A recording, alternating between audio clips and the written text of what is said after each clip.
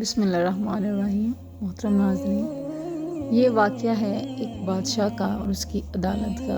ایک دفعہ کا ذکر ہے، ایک زمانے کی بات ہے، ایک سلطان نامی بادشاہ ہوا کرتا تھا۔ سلطان عبداللہ یہ اپنی عدل و انصاف کے لحاظ سے بہت ہی مشہور تھا۔ اس نے اپنی حکومت میں عدلیہ اور انصاف کی بنیاد رکھی تھی۔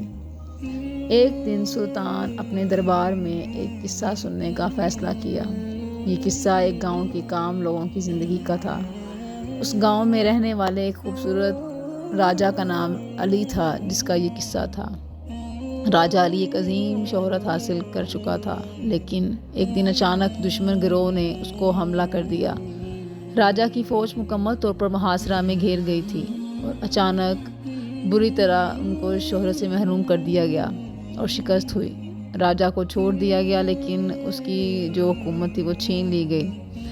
راجا علی اپنے گاؤں واپس لوٹا، مگر اس نے اپنی محنت اور اپنے جو انداز سے اسے لوگوں کو اپنا گرویدہ بنا لیا۔ وہ ہمیشہ لوگوں کے ساتھ اچھا سلوک کرتا اور شہرت کے باوجود اپنے گاؤں کے لوگوں کے ساتھ ہمدردی اور مدد کرتا رہا۔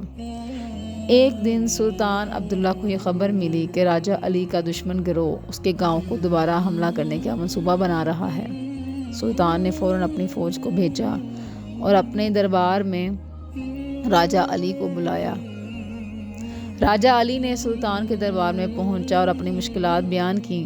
سلطان عبداللہ نے اسے سنگین موقع پر اپنے عدل و انصاف کا منہ دکھایا اور راجا علی کی مدد کرنے کا فیصلہ کیا۔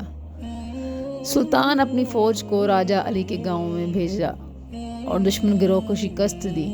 راجا کی خلعت بھی اسے واپس مل گئی اور گاؤں کا امن و امان بھی بحال ہو گیا۔